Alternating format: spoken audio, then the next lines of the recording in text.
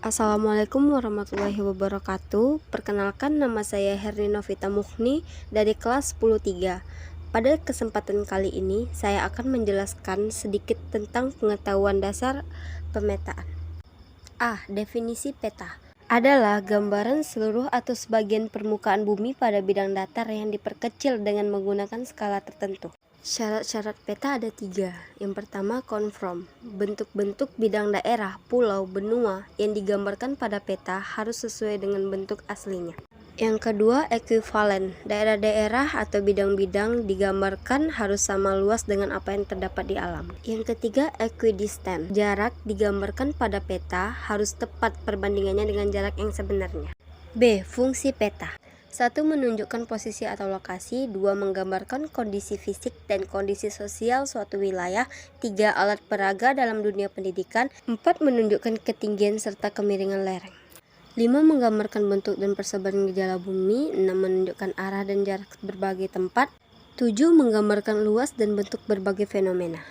C. Klasifikasi peta terbagi 3. Skala, isi, dan bentuk.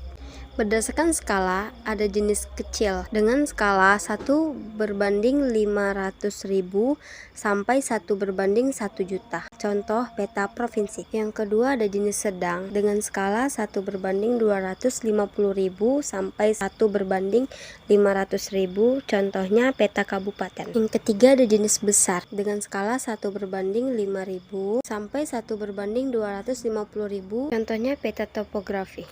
Yang keempat, ada jenis kadaster dengan skala 1/100 sampai 1/5.000.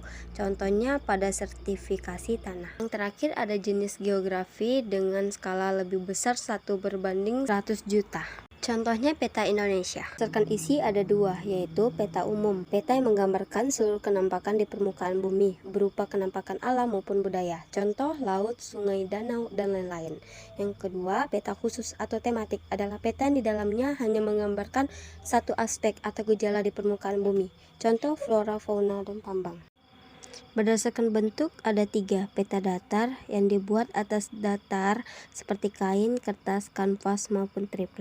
Kedua, peta timbul atau relief. Peta yang dibuat secara 3 dimensi sehingga sesuai dengan bentuk permukaan bumi yang sebenarnya. Ketiga, peta digital. Peta yang proses pembuatannya menggunakan komputer. D. Komponen-komponen peta. Komponen peta ada 10, yaitu judul, arah mata angin, skala peta, simbol, legenda, garis astronomis, garis tepi, sumber peta, tahun pembuatan, lettering. Judul mencerminkan isi dan tipe peta. Judul peta dapat diletakkan di tengah, kiri, atau kanan dan tidak mengganggu peta. Yang kedua, ada arah mata angin, berfungsi untuk mengetahui arah utara, selatan, barat, dan timur pada peta. Ketiga, skala peta, berfungsi untuk menunjukkan perbandingan antara jarak sebenarnya dan jarak pada peta. Nah, skala peta dibagi menjadi 3, yaitu skala grafis, ditunjukkan dengan garis lurus, terbagi beberapa bagian, sama besar dengan panjangnya. Kedua, skala numerik, skala yang dinyatakan dengan angka dan pecahannya. Yang ketiga, skala verbal, dinyatakan dengan kalimat. Perhitungan-perhitungan yang berhubungan dengan skala. 1. Merubah skala garis ke dalam skala angka. 2. Merubah skala angka ke skala garis. 3. Menghitung interval peta kontur. Peta kontur, peta yang memperlihatkan kontur tingkat ketinggian dari tanah atau dataran tinggi ataupun dataran rendah berdasarkan batas air laut. Kontur adalah garis yang menunjukkan ketinggian yang sama. Garis kontur biasanya terdapat pada peta topografi. Ciri-ciri kontur. 1. Tidak berpotongan. 2. Satu garis menunjukkan satu ketinggian. 3. Garis kontur rapat. 4. Garis kontur renggang. 5. Angka kontur menunjukkan interval atau CL. 6. Angka kontur dalam satuan meter. 7. Lereng terjal cocok untuk wilayah konservasi. 8. Lereng landai cocok untuk wilayah permukiman, pertanian, dan jalur pendakian. Simbol. Simbol merupakan tanda untuk menggambarkan selanjutnya ada legenda. Legenda menjadi kunci untuk membaca peta karena berisi keterangan simbol-simbol yang terdapat dalam peta. Legenda biasanya diletakkan di bagian kiri atau kanan bawah peta. Garis astronomis. Garis astronomis terdiri atas garis lintang dan garis bujur. Garis bujur adalah garis khayal yang melingkari bumi secara vertikal. Garis lintang adalah garis khayal yang melingkari bumi secara horizontal. Garis tepi. Garis tepi merupakan garis untuk membatasi ruang peta, umumnya berbentuk persegi 4.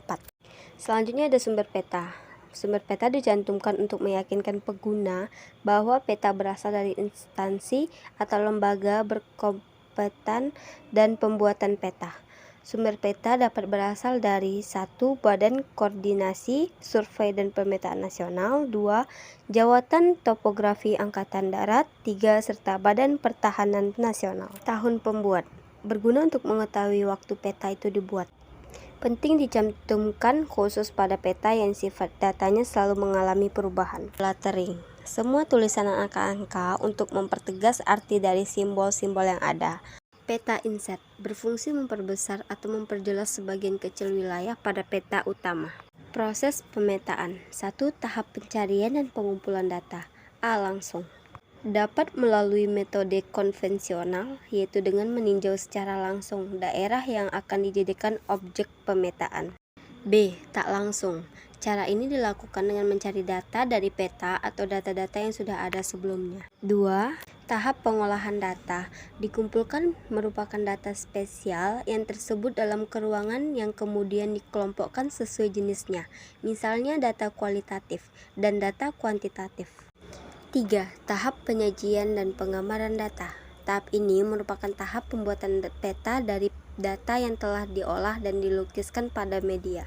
4. Tahap penggunaan data. Tahap ini sangat penting dalam pembuatan sebuah peta karena dalam tahap ini menentukan baik atau tidak baik sebuah peta dan berhasil atau tidaknya pembuatan sebuah peta. Nah, itu dia sedikit penjelasan tentang peta dan pemetaan. Semoga apa yang saya sampaikan bermanfaat bagi kita semua. Wassalamualaikum warahmatullahi wabarakatuh.